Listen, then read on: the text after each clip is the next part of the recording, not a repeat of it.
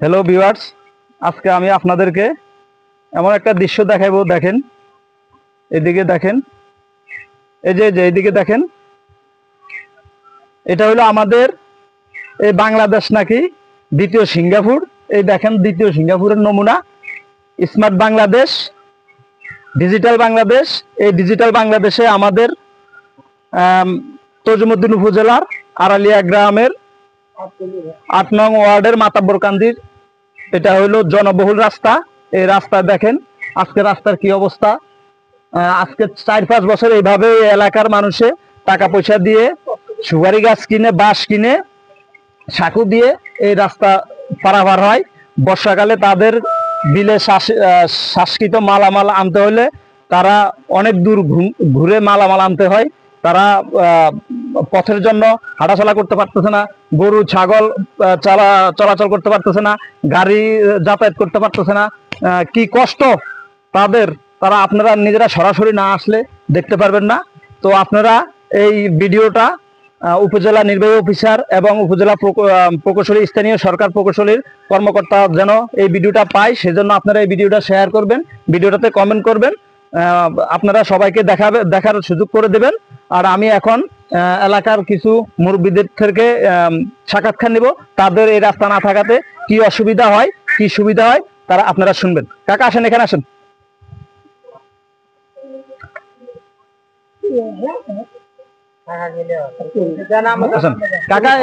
কাকা এই রাস্তা, এই যে রাস্তা না থাকাতে, রাস্তা ভাঙা থাকাতে আপনাদের কি অসুবিধা? এদিকে চান, আপনাদের কি অসুবিধা হয়? আপনাদের কি অসুবিধা হয় না সুবিধা হয় রাস্তা না থাকাতে?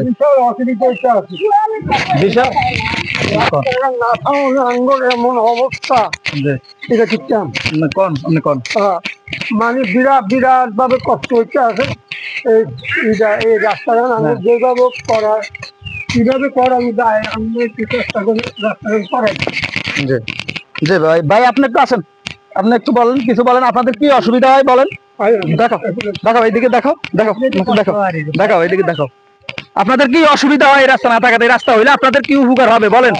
যাতায়াত করতে ভালো হবে। আপনাদের রিক্সা গাড়ি আসে না বাড়িতে, এই তো অসুবিধা আপনাদের।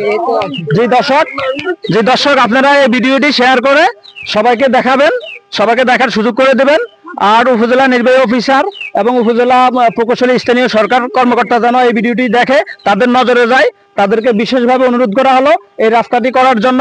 এই রাস্তাটি না থাকাতে, রাস্তাটা একটু দেখাও, এই যে রাস্তার ভিতরে, রাস্তার মাঝে এলাকার জনগণ টাকা দিয়ে, সুপারি গাছের সাঁকো দিয়ে এই রাস্তা পারাপার হইতে হয়। এই যে কাকু দেখেন, এই যে প্রতিনিয়ত এই রাস্তা দিয়ে এইভাবে লোকজন যাতায়াত করতে হয়। কোনো গাড়ির ব্যবস্থা নাই, কোনো গরু ছাগল রাস্তা দিয়ে চলাচল করতে পারতেছে না। তাদের গরু বাসায় থাকে, সব সময় খড়ে থাকে, এই রাস্তা না থাকাতে ডগিতে নিতে পারতেছে না। অনেক কৃষক এই গ্রামের এই পাশে, যে দক্ষিণ আমাদের পশ্চিম পাশে গ্রাম বাড়ি আছে, উত্তর পাশে বাড়ি আছে, পূর্ব পাশে বাড়ি আছে, দক্ষিণ পাশে বাড়ি আছে, প্রায় ৫ থেকে ৭ হাজার লোক এই রাস্তা দিয়ে দৈনিক যাতায়াত করে। কিন্তু তাদের যাতায়াতের খুব কষ্টকর।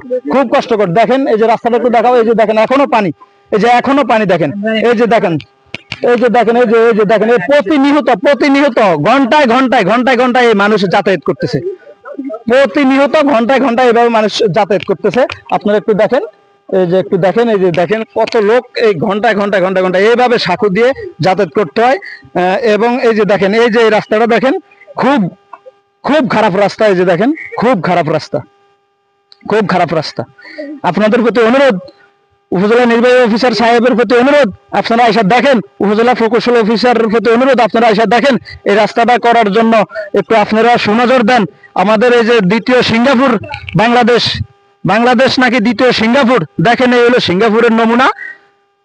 আপনারা একটু নজর দেন, সুনজর দেন, রাস্তাটা করার ব্যবস্থা করেন, এলাকার জনগণের দুর্ভোগকে একটু দূর করেন। খুব অসহায় ওরা খুব অসহায়, যাতায়াতে খুব অসহায়। আপনারা একটু সুনজর দেন। ধন্যবাদ, ভালো থাকবেন, আল্লাহ হাফেজ।